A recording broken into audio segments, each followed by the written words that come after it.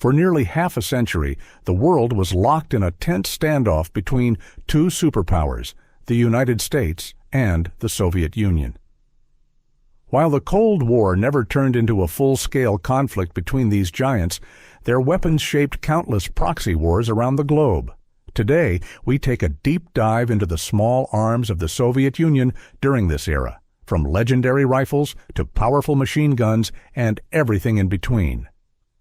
The AK-47 and AKM, the AK-47, developed by Mikhail Kalashnikov in the late 1940s, became the most famous rifle of the Cold War, and arguably in all of history. Designed for reliability, ease of use, and mass production, the AK-47 used the powerful 7.62 by 39 mm cartridge and featured a gas-operated rotating bolt system. By the late 1950s, the AK-47 was modernized into the AKM, a lighter, more refined version with stamped receiver construction, improved muzzle brake, and reinforced parts. The AKM became the standard Soviet service rifle and was exported or copied in countless countries, fueling conflicts worldwide. The AK-74, the next generation. By the 1970s, the Soviets introduced the AK-74, featuring a smaller, high-velocity 5.45 by 39 mm round. This shift aimed to improve accuracy and reduce recoil, countering the U.S. military's adoption of the 5.56 mm M16. The AK-74 was widely used in the Soviet-Afghan War, where its lower recoil allowed for greater control in combat. The Makarov PM. The Soviets needed a simple yet effective sidearm, leading to the creation of the Makarov PM in 1951. Chambered in 9 by 18 mm Makarov, it was designed as a compact, reliable pistol for officers and security forces. While it lacked the stopping power of larger caliber Western pistols, its durability and ease of use made it a staple for decades. The Stechkin APS, a select-fire sidearm. For special units and vehicle crews, the Soviets developed the Stechkin APS, a machine pistol with selective fire capability. Though its full auto mode made it hard to control, it was used by Spetsnaz forces in close-quarters combat. The PPS-H-41 and PPS-43. World War II holdovers. At the start of the Cold War, the Soviets still relied on World War II-era submachine guns like the PPS-H-41 and PPS-43, firing the 7.62 by 25 mm Tokarev round. These weapons had an incredible rate of fire but were eventually phased out in favor of assault rifles.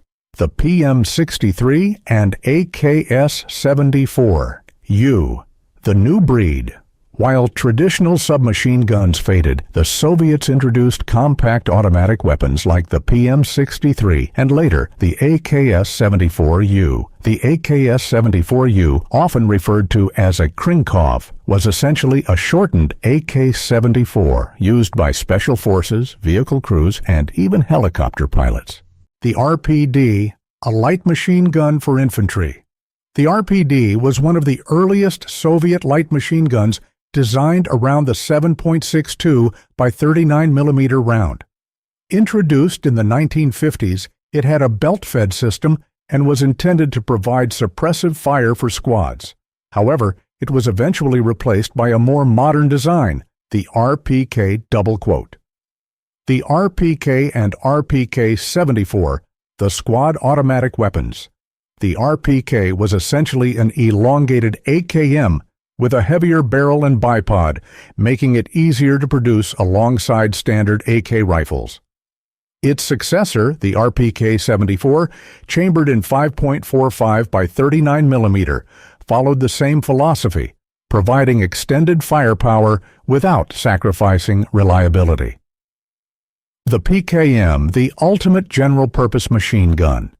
For greater firepower, the Soviets developed the PKM, a 7.62 by 54 mm R belt-fed machine gun designed by Kalashnikov.